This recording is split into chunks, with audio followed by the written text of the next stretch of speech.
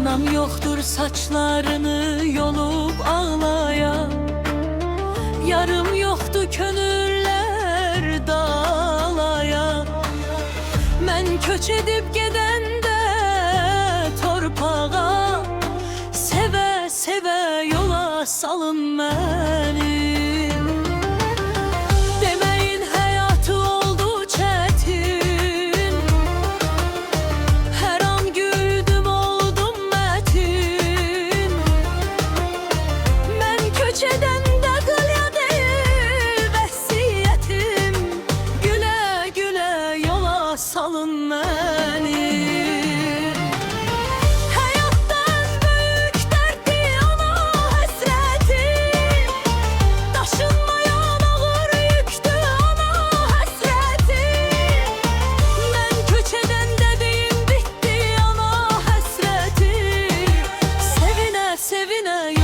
Salın beni.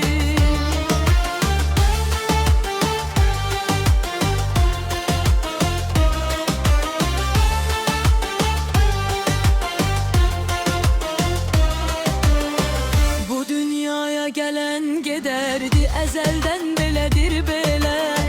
Mən köç edəndə ağlayıp batmayın qəmə. Axı ağlamaq yaraşmaz heç bir an. Köç edende güle güle yola salın beni.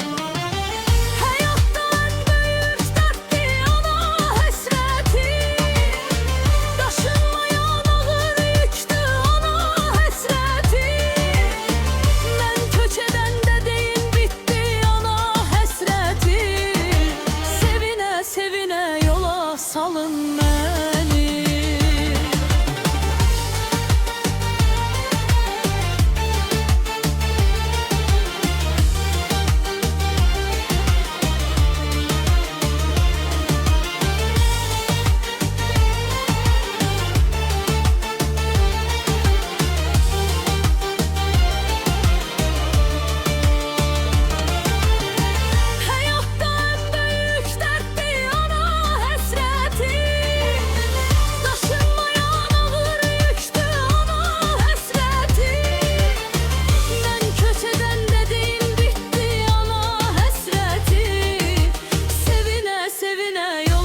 Salın